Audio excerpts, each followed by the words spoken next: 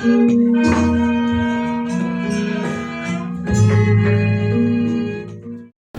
bapak, saudara dari Dharma yang luar sama Nera, pemimpin Pujakakti yang saya hormati, selamat pagi. Namo Buddhaya, Namo Dharmaya, Namo Sangaya. Apa kabar? Apa kabar? Gak biasa. Apa kabar? Apa kabar? Biasa saja.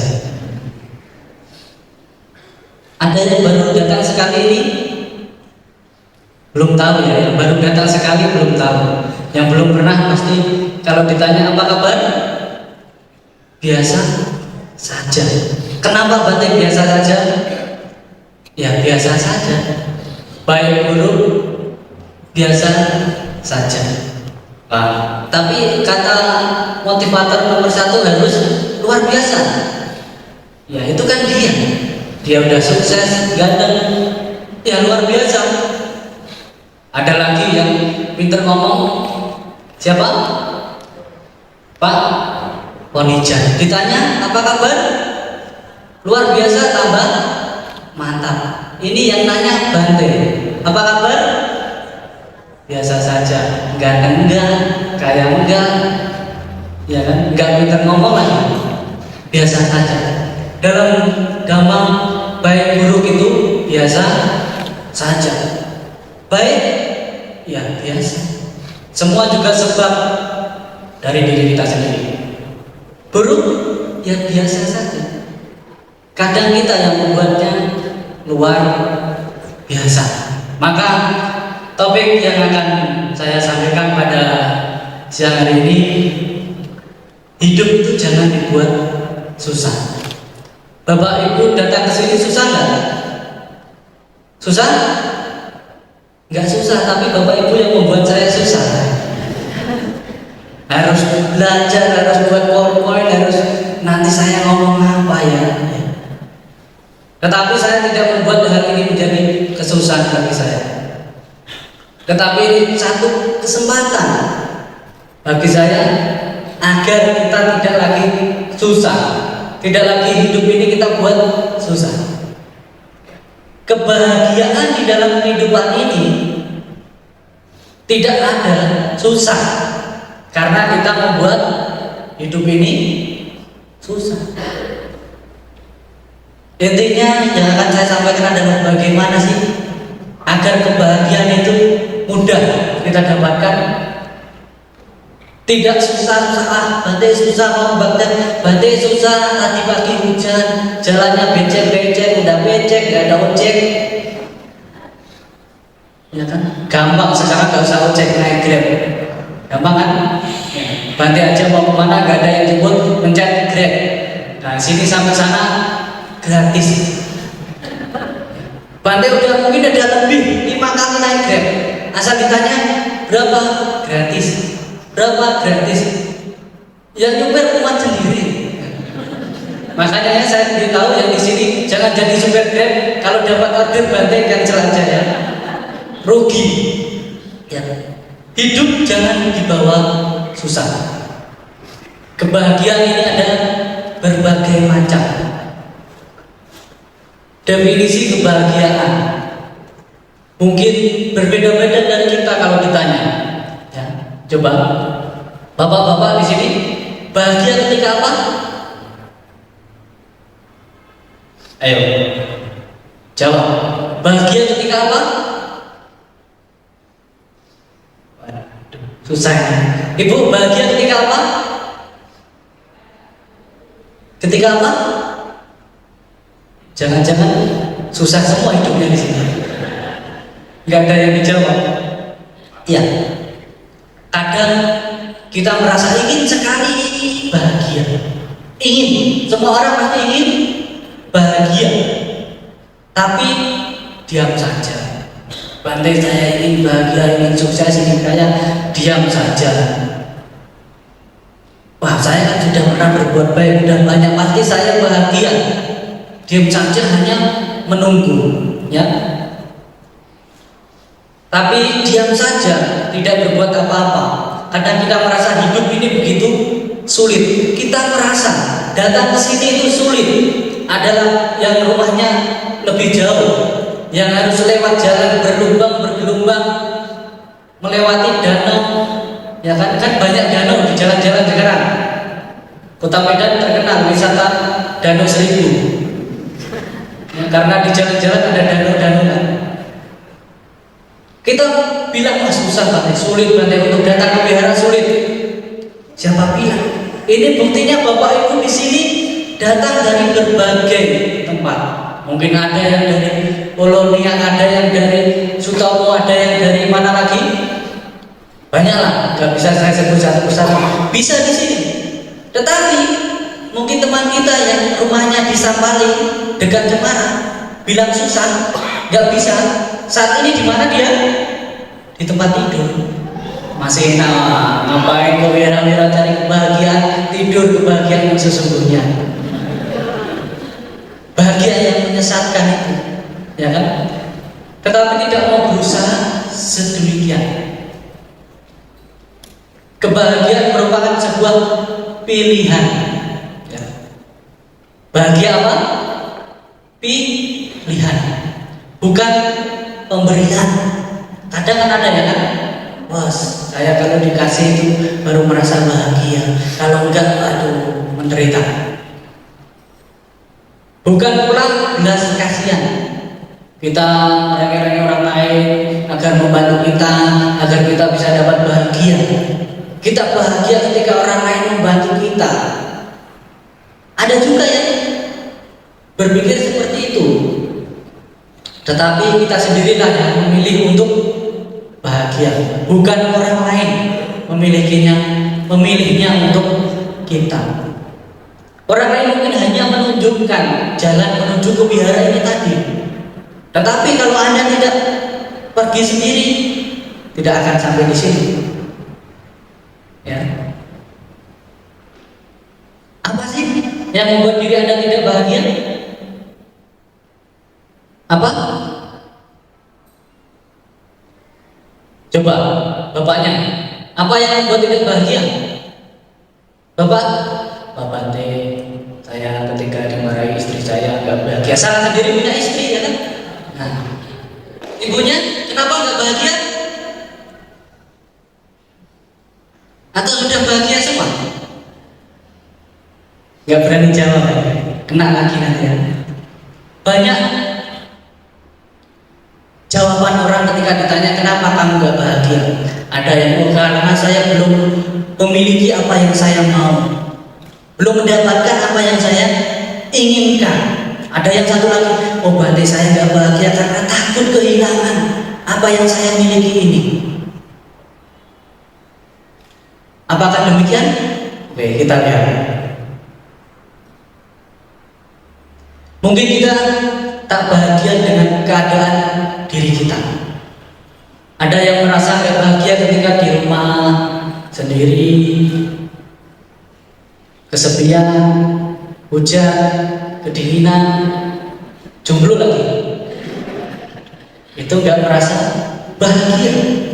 Ada yang demikian? Ada. Mereka berpikir ketika nanti dapat pasangan, ketika sudah mendapat mungkin istri, mungkin mendapat suami, hidup berkeluarga, mereka akan, saya nanti akan merasa bahagia. Kadang-kadang demikian, merasa ada yang kurang pada diri kita. Entah kurang ganteng lah, entah kurang cantik lah, entah kurang kaya lah, pokoknya merasa kurang. Yang sudah cantik pun merasa kurang cantik. Yang sudah cantik merasa kurang cantik, yang sudah ganteng merasa kurang ganteng, yang sudah jelek merasa kurang jelek. Oh enggak ada ya, kalau udah jelek ya terima aja. Semua kadang merasa hidup saya ini tidak mendapatkan kebahagiaan ketika saya masih tinggal berada di sini. Ketika saya masih terus di sini, saya merasa tidak bahagia. Mungkin kalau saya sudah pindah, saya akan bahagia. Mungkin kalau saya sudah ikut dengan keluarga saya di rumah mertua saya akan lebih bahagia. Apa yang didapatkan ketika sudah di rumah mertuanya tambah tidak bahagia. Ada yang merasakan? Coba tunjuk tangan. Nanti saya bantu ya. Merasa tidak terima dalam pergaulan, dalam komunitas, teman, mungkin merasa tertekan, mungkin merasa malu, mungkin merasa minder ketika bergaul dengan teman-temannya. Ya, wah kalau saya pergi sama teman saya ini saya nggak merasa bahagia. Kenapa? Oh dia pakaiannya bagus-bagus, punya gelang emas, punya baju yang bagus, yang model terbaru, HP-nya yang model terbaru. Tapi kalau saya pergi, saya jelek sendiri. Bajunya sudah lama sendiri, barang-barang saya sudah kuno. Kita merasa di situ minder. Bahagia itu ada. Tetapi kalau kita nggak merasa seperti itu gimana? Ya pergi aja apa adanya. Yang penting happy. Kadang kita membuat susah bahagia karena kita merasa. Padahal orang lain melihat kita biasa saja. Oh dia biasa, dia cantik, bajunya juga bagus. Oke lah, standar lah, sudah bagus lah. Tapi kita sendiri yang kadang merasa. Bahkan kita sendiri kadang yang merendahkan. Kebahagiaan ketika berkumpul itu bukan dengan cara merendahkan diri kita, tetapi dengan cara kita rendah hati. Berkumpul dengan orang lain, maka kita akan merasa bahagia, dihormati, bukan merendahkan diri kita. Ya, ini mungkin kita bahagia dengan keadaan diri kita. Coba Bapak Ibu yang merasa nggak bahagia ketika berkumpul dengan orang lain, buang perasaan itu. Belum tentu yang Anda khawatirkan, yang Anda merasa itu orang lain pikirkan. Kadang hanya kita sendiri yang merasa.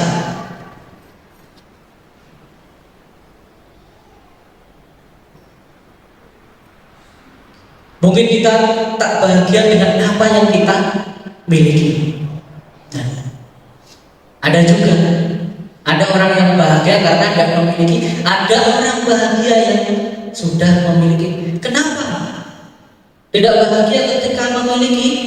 Yang pertama, takut kehilangan, takut diambil orang, takut berpisah. Kalau tadi bahagia kalau yang tidak memiliki mungkin ketika belum memiliki pacar, saya akan bahagia kalau memiliki pasangan. Ketika saya sudah menikah, ketika sudah menikah tidak bahagia, takut suami saya, istri saya ganteng, jangan-jangan nanti dia keluar malam dan jangan-jangan diambil orang. Jangan-jangan barang yang saya miliki saat ini pergi, tidak bahagia, takut, khawatir. Jangan-jangan barang saya ini nanti saya makan, duduk, diambil orang, dijamret, dicopet. Tidak bahagia. Kadang ada juga yang demikian. Bahagia sebenarnya itu sederhana. Apa yang membuat kita menderita? Lepaskan. Apa yang membuat kita menderita itu? Lepaskan. Perasaan merasa begini, merasa begitu, lepaskan. Ketakutan kehilangan begini begitu, lepaskan. Maka kita akan lebih mudah merasakan kebahagiaan itu. Mungkin kita bahagia dengan apa yang tak kita miliki, ya sama tadi. Ketahuilah apa yang membuatmu tidak bahagia, lalu buang sekarang juga.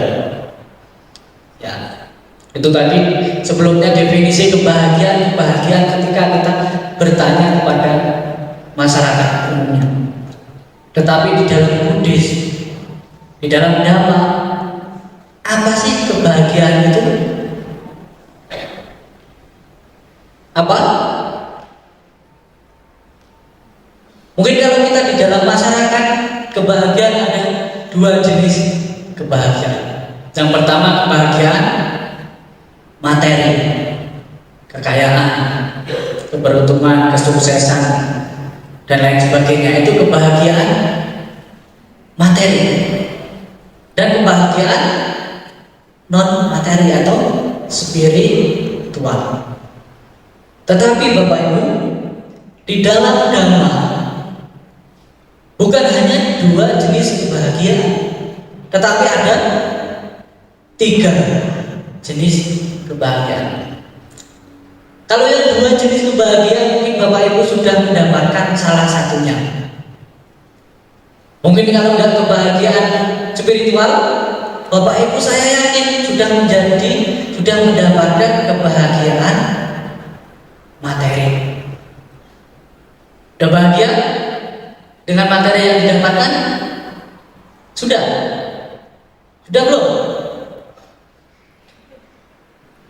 Belum, karena kita merasa kurang. Ya. Mungkin kita saat masih kecil, masih anak-anak, masih sekolah, kita dapat uang 10.000 aja sudah bahagia.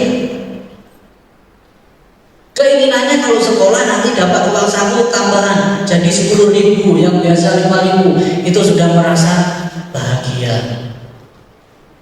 Yang sudah dewasa, sudah kerja, masuk gajinya berapa kalau masuk? Baru 1 juta ya? 1 juta. Ya pokoknya itulah. Dia bahagia kalau gajinya sudah naik 2 juta atau 3 juta. Dia baru bahagia. Kalau sudah menjadi bos untuk 2 juta, 3 juta, bahagia nggak? Belum. Kalau bisa 10 juta. Begitu terus sampai nanti beberapa kali sudah tinggi pun tidak ada batasnya. Itu kebahagiaan materi. Kebahagiaan spiritual bagaimana? Mungkin saat ini ada baru proses untuk mendapatkan itu. Ya, dalam Buddhis yang terpenting adalah sadar dengan keyakinan, maka kita mewujudkan apa yang kita inginkan menjadi lebih mudah. Kebahagiaan duniawi, kebahagiaan surgawi, dan kebahagiaan para mata atau nibbana. Apa kebahagiaan duniawi? Seperti tadi, sukses, kaya, pokoknya yang berupa duniawi. Kebahagiaan surgawi, ketika nanti kita meninggal telah di alam malam surga. Itulah kadang-kala tujuan kita. Bapak Ibu di sini kalau ditanya kalau mati nanti mau jadi apa? Mau lahir di mana? Mau di mana? Surga. Di mana? Jangan terlalu mengharap. Surga saja udah untung itu kan. Ya, kalau surga, Bapak Ibu rajin berdana, saya jamin masuk surga. Nanti saya tunggu di perempatannya. Ditambah lagi dana, ditambah menjalankan sila alam dewa. Nanti saya tunjukkan jalannya. Tunggu di perempatan. Tambah lagi dengan samadhi, kebijaksanaan. Nah, itu yang paling atas bisa mencapai nibbana. Kalau itu nanti kita bareng-bareng. Bagaimana banyak cara mendapatkan kebahagiaan duniawi itu? Bagaimana caranya? Kebahagiaan duniawi untuk berumah tangga dapat dicapai dengan keuletan, rajin, semangat yang tinggi, atau utana sampada. Kita mau sukses, mau kaya, bisa. Kalau kita mau berusaha, mau bekerja, keuletan, tidak malas-malas. Kita mau kaya, melihat orang itu cuma duduk di situ kaya. Saya ikutlah duduk saja nanti bisa kaya seperti dia. Ya tidak bisa, karena mereka mungkin orang tuanya sudah kaya. Kebajikan di masa lalu juga mempengaruhi. Kalau hidup kita nilai seperti orang lain, orang lain itu bisa, saya berarti bisa seperti dia. Belum tentu, karena hasil kebajikan di masa lalu itu menentukan kondisi hidup kita. Kalau kita sekarang belum bisa, berarti kita harus berusaha dengan semangat.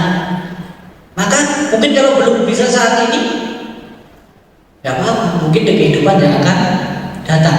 Kehidupan yang akan datang belum bisa, oh ya ini dia akan datang, pending dulu, selanjutnya. Pasti bisa, tetapi kita nggak tahu kapan waktunya. Dengan itu maka rumah tangga akan mendapatkan kebahagiaan berupa harta kekayaan. Setelah berhasil mendapatkan kebahagiaan harta kekayaan, sepatutnya rumah tangga berusaha menjaga dan merawatnya atau araka sampada, karena harta kekayaan dapat hilang lenyap oleh api kebakaran dan lain sebagainya. Mungkin kita di sini ada yang sudah terlahir di keluarga yang kecukupan. Kebahagiaan duniawi otomatis sudah kita dapatkan.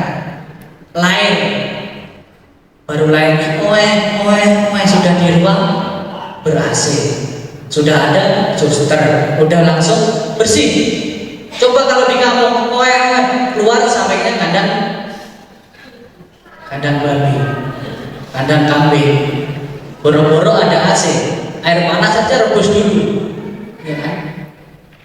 Anda mungkin mendapatkan yang sudah terspesial, sudah mendapatkan kebahagiaan duniawi, terlahir di tempat keluarga yang sudah kecukupan.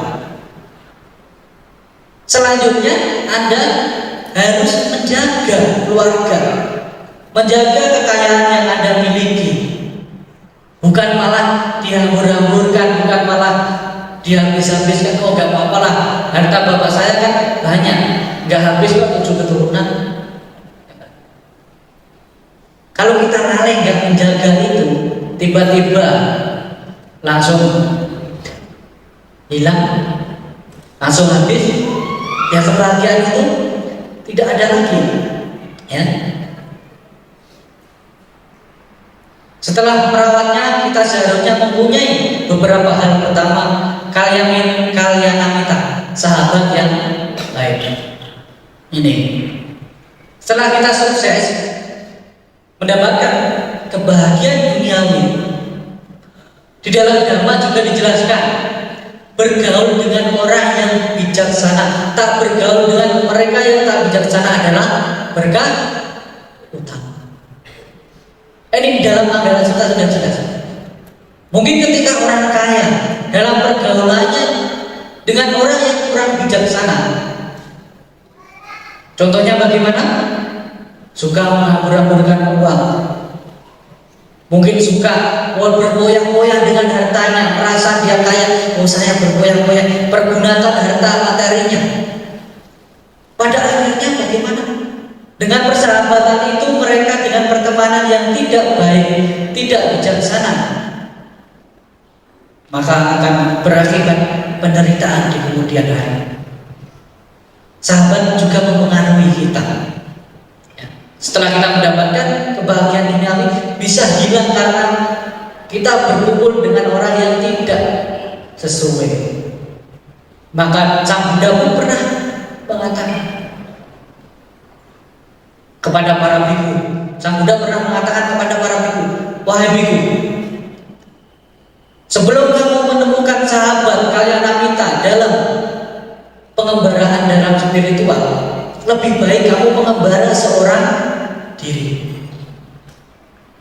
Itu ketika itu Sang Buddha memberi nasihat kepada para biku. Begitu juga kehidupan rumah tangga kita. Kadang ada, Bante, saya kalau nggak kumpul sama orang-orang itu nanti saya dikira kampungan, saya dikira nggak pergaulan, nggak fair, nggak apa. Itu karena itu tempat sekolah saya dulu, Bante. Oh itu anak dari kampung saya, Bante. Kalau saya nggak kumpul dia nanti dibilang sombong. Bapak Ibu pilih dibilang sombong atau kehidupannya tidak baik? Sekarang, ya. Kalau prinsip saya, lebih baik saya dibenci orang daripada munafik hanya untuk disukai orang lain. Kadang-kala yang sering terjadi di kehidupan kita begitu. Kita nggak nyaman tetapi kita berusaha untuk bersama orang itu. Akhirnya apa?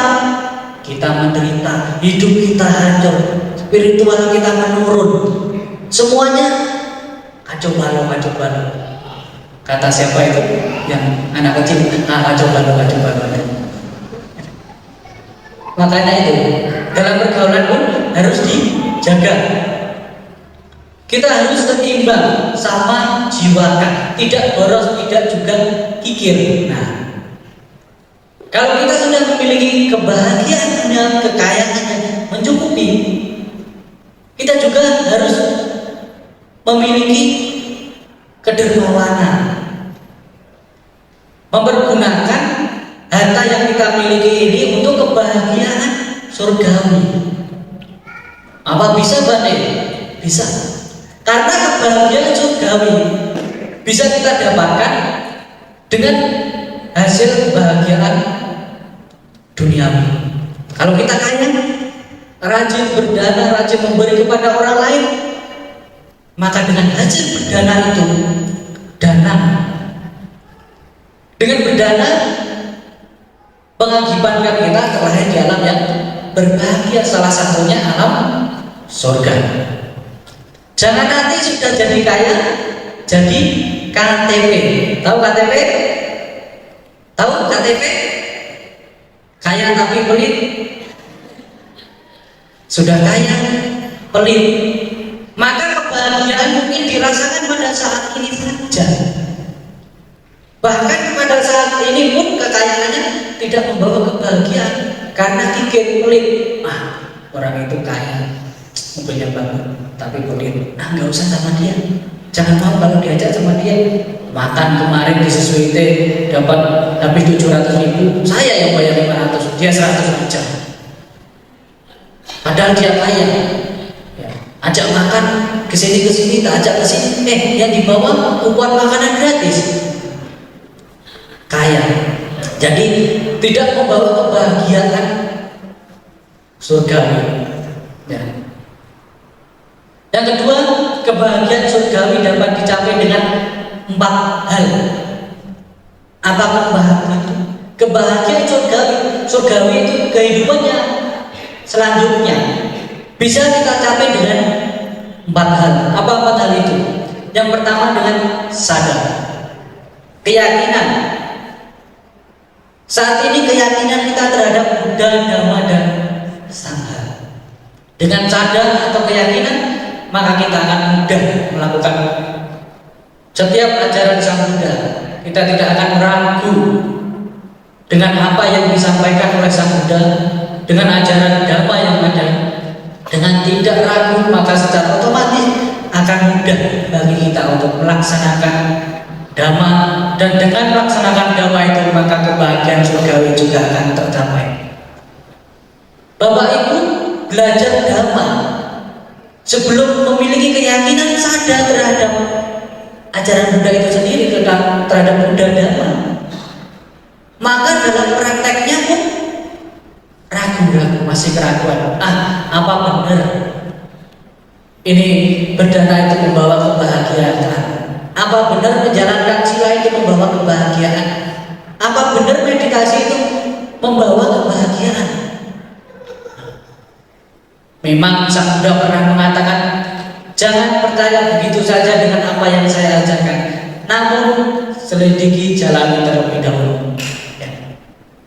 Tetapi ketika kita mempelajari Dhamma, kalau kita tidak ada sadar keyakinan terhadap kebenaran Dhamma itu sendiri, maka dalam praktek pun kita akan ragu-ragu, susah. Belum tentu benar aja kok. Ya kan? Apa itu benar? Untuk salah satunya kita lancar dalam menjalankan sila, berdana, meditasi, kita harus mempunyai sadar, keyakinan, yakin bahwa kebenaran ini membawa kebahagiaan. Karena Sang Buddha juga di salah satu sutta, Dhamma kebenaran ini akan dapat membawa umat manusia mengakhiri penderitaan. Kalau tidak bisa, maka Dhamma tidak saya ajarkan. Sang Buddha, Dhamma kebenaran ini akan dapat membawa orang meninggalkan penderitaan, mengakhiri penderitaan. Maka diajarkan. Ya. Yang kedua dengan moralitas. Dengan moralitas pasti kita sudah tahu. Dengan apa? Menjalankan sila. Kebahagiaan surgawi juga dapat tercapai. Moralitas adalah bagian dari Dhamma Samudra. Menjalankan sila berarti juga menjalankan Dhamma yang dapat menghasilkan kebahagiaan. Bapak Ibu saya yakin sudah tahu semua apa itu Pancasila. Sudah tahu? Hafal semua? Coba kalau yang sudah hafal angkat tangan. Sudah hafal? Sudah tahu? Yang lain sudah tahu? Nah, nanti yang nggak tahu tanya yang sudah tahu ya. Yang sudah menjalankan? Angkat tangan.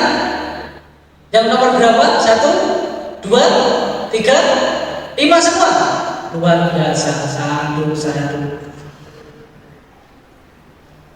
Tetapi apakah benar 5 kita jalankan semua setiap hari? Walaupun kita belum bisa menjalankan dengan sempurna, setidaknya kita berusaha.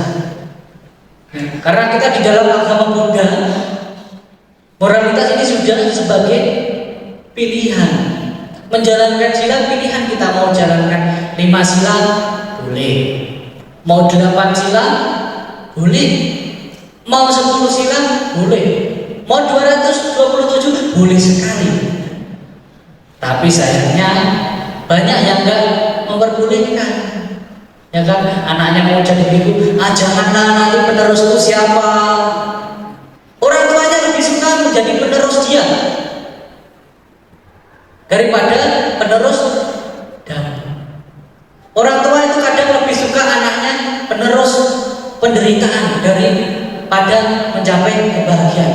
Wah, kenapa Bante kok menjadi penerus kebahagiaan? Ya, kalau penerus keluarga kan punya anak, cucu lahir lagi, punya anak, cucu lahir lagi, ya penderitaan terus. Tapi kalau jadi biku, menderita enggak? Wah, menderita juga sih. Kadang-kadang. Tetapi paling tidak ya sedikit berkurang. Ya, bapak-bapak di sini mikir istrinya, Bante mikir juga istri orang lain. Istri bapak ini kalau ada masalah kadang juga curhat sama Bante. Nah, itu yang kita pikir. Ibu-ibu sama, bapak-bapak juga begitu, saling curhat-curhat. Terus yang saya yang Bante-nya curhat sama siapa? Ya kan, lebih menderita. Tetapi penderitaan spiritual ini perlu perjuangan. Kalau disadari, jangan dibuat susah. Hidup ini jangan dibuat susah. Berlatih. Kita menjadi samana, menjadi bertapa ini berlatih. Mungkin yang bosan udah berkeluarga, bosan kehidupan keluarga, ya mencobalah jadi biku. Ya paling enggak 1 minggu. Kalau kurang ya 2 minggu boleh. Kalau kurang tambahlah 1 bulan. Kalau kurang ya selamanya gak apa-apa. Nah kayak ini sama Nera yang di belakang, sama Nera lagi. Dia bosan sudah masak di wihara, pakai jubah sekarang kan? Coba. Ini sama Nera ini yang biasa masakan bapak ibu kalau makan di depan itu. Nah ini sama Nera lagi. Tapi karena bosan masak, nah sekarang berlatihlah jadi sama Nera.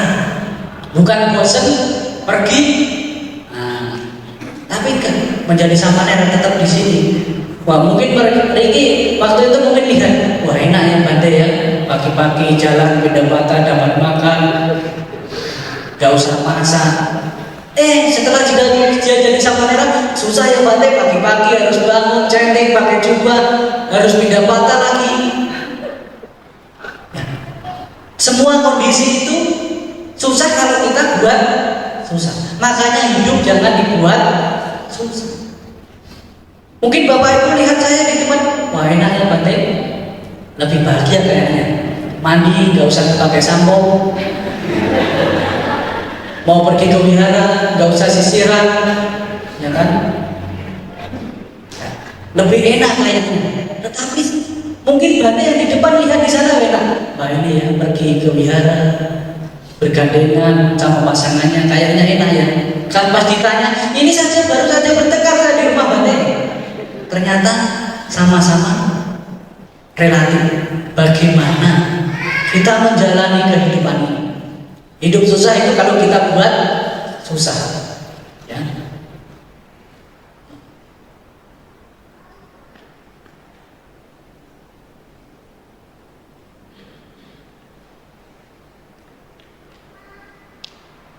Yang ketiga dengan dana. Nah, sudah jelas dengan berdana kebahagiaan surgawi juga dapat dicapai. Banyak contoh orang yang mencapai kebahagiaan surgawi dengan berdana. Seperti seorang yang rajin berdana pada zaman Sang Buddha, sehingga pada saat ia meninggal dunia ia telah di alam surga. Banyak sekali kisah-kisah umat berumah tangga. Seorang Anathapindika berdana kepada seorang Buddha, kepada para biku, menyokong sana, maka kehidupan selanjutnya ia terlahir di alamnya berbahagia dalam surga. Bahkan mungkin kebahagiaan dalam berdana ini kita bisa rasakan pada saat ini. Namun kadang kita lebih senang ketika kita diberi. Jujur saja, ibu-ibu lebih suka, lebih bahagia ketika memberi atau ketika mendapat? Jujur, ayo, memberi atau mendapat? Yang nggak jujur, hidungnya tambah panjang. Pasti kita lebih suka, lebih bahagia ketika mendapatkan. Apalagi kalau bapaknya udah dapat untung dikasih mana untuk shopping, nah lebih bahagia. Tetapi kalau kita memberi kayaknya, ini tinggal segini ya, nanti ke wihara ada uang 100.000, ada uang 5.000, ada uang 5.000 di satu sini, 100.000 di sini, ada kotak dana. Jujur, ibu lebih milih yang mana yang masukkan kotak dana, 100 atau 5.000? Jujur. Nah, hidungnya tambah panjang ya. Pasti pilih yang 5.000. Tapi misalnya bapak ibu dikasih uang orang 200.000 sama 50.000, milih mana? Milih mana? Dengan tegas 200.000. Tapi kalau ke kotak dana 100.000 sama 5.000, milih 5.000. Itulah kadang yang membuat hidup kita susah. Hidup jangan dibuat susah. Ada 100.000, ada 5.000, masukkan 100.000, 5.000, masukkan juga lah. Tinggal 5.000 aja mau dapat apa? Kalau kita senang dalam melakukan itu, pasti kita merasa bahagia. Saya bisa berdana. Coba orang-orang yang tidak memiliki itu, dia mau berdana aja harus berusaha, harus benar-benar bekerja. Mau makan harus nyangkul dulu. Nah, saya kalau di kampung dulu mau dapat padi yang bagus, saya harus nyangkul dulu, harus tanam padi dulu, harus mengairi, harus panen, harus menjaga dari burung. Coba bapak ibu mau makan tinggal pelayan makan, tinggal ngambil menu, ya kan? Pesan apa? Babi panggang, sate goreng, bakso, tinggal pesan. Itu aja masih ngeluh. Ini gimana yang masak kok nggak enak masakannya? Udah saya minta diskon. Nggak bersyukur. Ketika kita ingin melakukan kebajikan, coba renungkan. Bersyukur karena saya masih bisa melakukan kebajikan. Banyak orang di sekeliling kita yang mau melakukan kebajikan susah karena tidak memiliki. Gitu. Ada yang masih yang memiliki kesempatan, manfaatkan kesempatan itu untuk berbuat baik. Yang terakhir, kebahagiaan para mat, kebahagiaan yang sejati di dalam agama Buddha. Mungkin kebahagiaan yang model ini mungkin di dalam masyarakat Anda tidak menemukan. yang ditemukan kebahagiaan duniawi dan kebahagiaan surgawi. Maka kalau di dalam agama Buddha lebih banyak, karena agama Buddha ini mungkin yang luar biasa lah semuanya. Kalau Anda bisa belajar agama saja, bisa berbagi kepada orang lain, wah, pintar. Ajaran Buddha memang berat, susah. Tetapi kalau sudah mempelajari, itu harus bisa berpikir. Anda pintar, berarti saja baru ngintip-ngintip ajaran Buddha aja sudah pintarnya kayak gini. Ya, gimana kalau mempelajari benar-benar? Baru ngintip-ngintip, berarti ini baru ngintip-ngintip saja. Kalau sudah mempelajari semua, dipraktekkan, luar biasa. Ya. Itulah kebahagiaan nibbana atau kebahagiaan yang sejati. Ini adalah kebahagiaan yang paling tinggi, dapat dicapai dengan terus mensucikan pikiran melalui meditasi, berdana dan perbuatan baik. Sabapa saakarana, usala sawapasamadang, sacito parioda panah. Itulah yang harus dijalankan untuk mencapai kebahagiaan parama, kebahagiaan yang tertinggi. Bapak Ibu mau? Mau? Sabar. Saya enggak menjamin berapa kali kelahiran lagi ya. Yang penting nanti saya tunggu di sana lah. Doakan aja saya duluan. Ya, mungkin itu tadi ada 3 kebahagiaan di dalam Dhamma: kebahagiaan duniawi, kebahagiaan surgawi, dan kebahagiaan paramata. Ketiga kebahagiaan ini bisa kita capai dengan menjalankan Dhamma, sila, samadhi, dan panjang. Jangan buat susah hidup ini dengan merasa wah berarti saya masih berkeluarga, susah kalau menjalankan sila. Ya, saya masih bisnis, susah kalau menjalankan sila. Wah, yang pertama membunuh, saya masih jualan apa namanya, yang jualan burung atau apa, masih membunuh. Susah, tidak susah. Bagaimana kalau mereka yang hidup di pantai, di pesisir, setiap hari harus mengambil ikan untuk mata pencaharian? Bagaimana?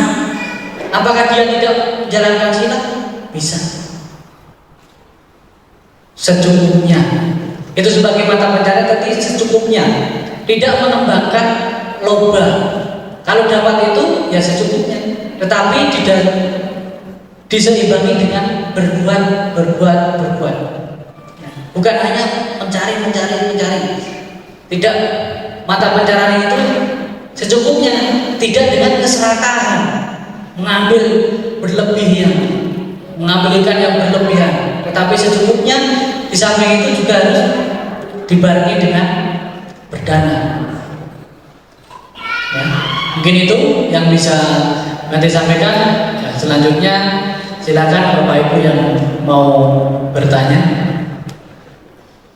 Ya, ada diberi kesempatan. Boleh, berapa? Sampai jam 12.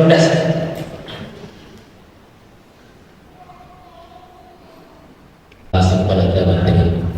Jika kita membeli makanan, kita kan tidak tahu makanan itu layak atau tidak. Setelah kita makan, ternyata memang tidak layak, kemudian makanan itu kita buang. Apakah itu termasuk perbuatan yang menimbulkan karma buruk? Apa? Makanan yang kita beli ternyata tidak layak. Tidak layak karena apa? Misalnya kita beli gorengan, ternyata gorengannya ada mengandung plastik. Oh, mungkin mengandung pengamet atau apa gitu. Nah, jadi kita buang, tidak kita makan. Apakah itu juga termasuk perbuatan karma yang tidak baik? Justru kalau kita nggak membuang, apa dampaknya? Kalau kita sudah tahu, kita setelah membeli makanan itu, tetapi makanan itu tidak layak untuk kita konsumsi. Kalau kita masih makan, berarti kita yang bodoh, bilang ibu ini. Kita membuang makanan itu dengan niat apa?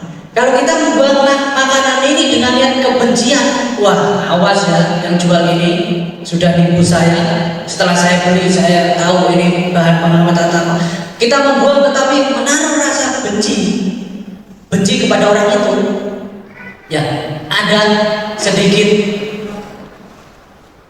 mengotori hati kita. Tetapi kita membuang makanan itu karena kita sudah tahu makanan itu tidak layak kita konsumsi.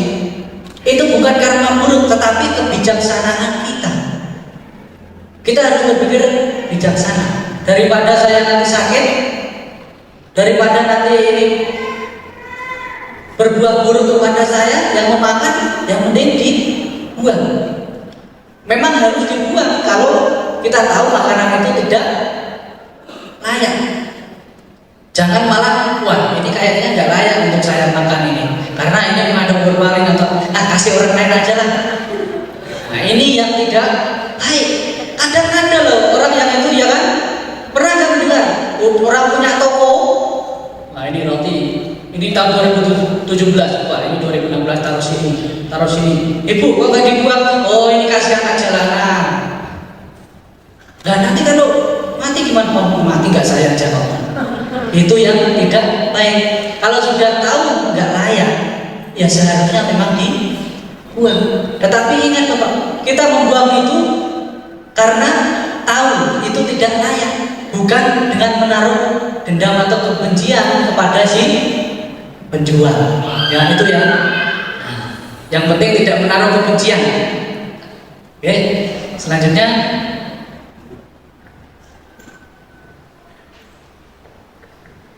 ada yang ibu-ibunya